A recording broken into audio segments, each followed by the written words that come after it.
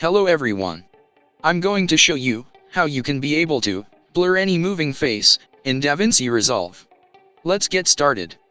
First, select the clip we want to blur out the face, and then move to the color page, and now, create a new serial node by pressing Option or Alt plus S. Now, go to the Window tab, and then select the circle mask, and now choose the area of the face, like so.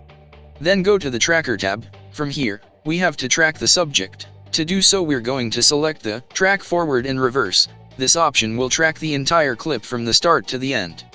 And now, after the completion of the tracking, go to the Effects tab. From here, search for Mosaic Blur, and then apply this effect to this new serial node, which we've used to track the subject, and then from here we can adjust the amount of the pixel frequency that we want to add in our video. In this way, we can be able to blur any moving face in our videos. If you found this video useful, please like and subscribe. Happy editing!